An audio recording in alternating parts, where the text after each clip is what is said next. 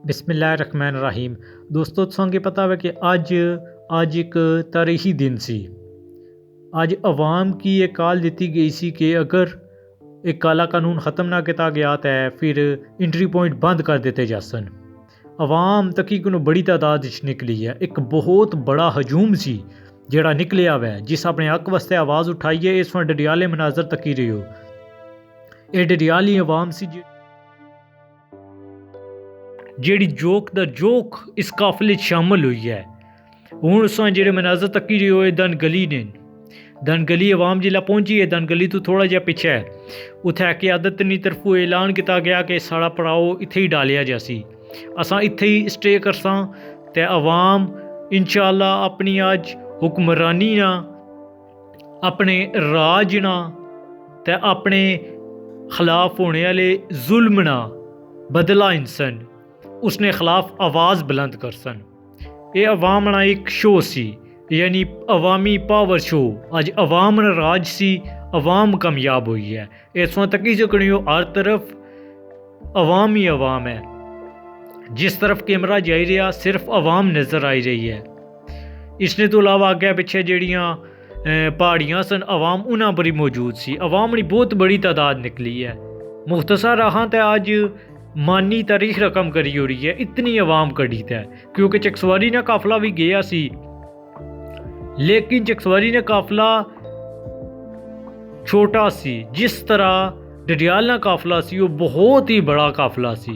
सब तो पहले तो चकसवारी नी अवाम सी जेड़ी वो कलूनी चौका जमा हुई है, तो उतों फिर अगे ना मार्च नी सूरत डडियाल पहुँचना सी। डडियाल जैसे ही पहुँचे तो मानी तो उसने टीम तो उसने लोगों यानी कि डडियाल वालियाँ चकसवारी वाले ने बड़ा पुरतबाक इस्तकबाल किया।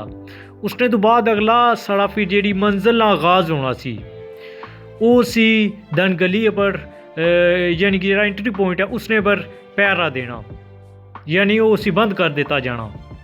उसने पर अवाम फिर अमल किया, उधर चले, अवाम उथे पहुँचे। अवाम की बहुत बड़ी तादाद सी। इस वीडियो भी तकने हो लगे हुए। जिस तरफ कैमरा जाई रहा अवाम है, सिर्फ कश्मीर ने झंडे ते तिंबर ने डंडे ते त्री अवाम है। अवाम ना राज सी ते अज इसने तू इकतदार ने ऐवान भी हली गए। उन्हें भी तकिया कि कश्मीरी ते अपने हक आस्ते आवाज़ उठाई सकने। कश्मीरियों की ते कोई खौफ ही नहीं। ये तो पुलिस या इंतज़ामिया या कोई फोर्स सी, इस चीज़ ना इन्हें की कोई है ही नहीं सी। जेड़े भी लोग इस बड़े काफिले शामिल सन, इस लॉन्ग मार्च शामिल सन, उन्होंने तकिया कि छोटे छोटे बच्चे भी ने, उन्होंने थांच भी जितना कौमी झंडा वै उत्थे नाल तेमर ना डंडा भी है वै। लेकिन अल्हम्दुलिल्लाह इतना बड़ा काफिला सी डडियाल वालियां ना। डडियाल वाले तो स्पेशली मानी तो उसकी टीम खराज तहसीन नी मुस्तहिक है, उसे खराज तहसीन पेश करने हैं। जिस इतना बड़ा इज्तिमा, इतनी अवाम बरयानी ने लालच पर भी नहीं निकली जितनी अवाम अपने हकूक से निकली है।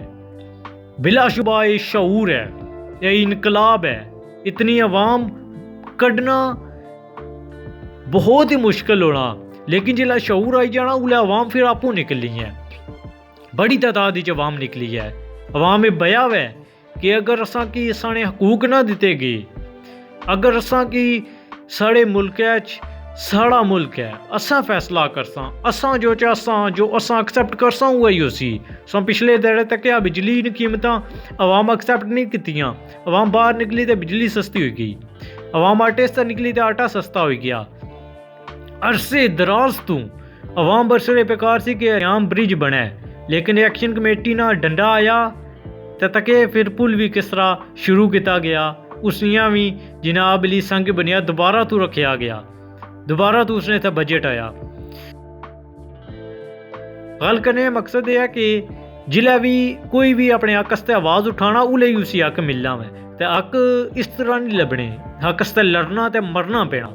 अगर लड़ने से मरने से इस चीज़ पर यकीन रखने हो तो फिर कि इंशाल्लाह अपना हक लभी जासी।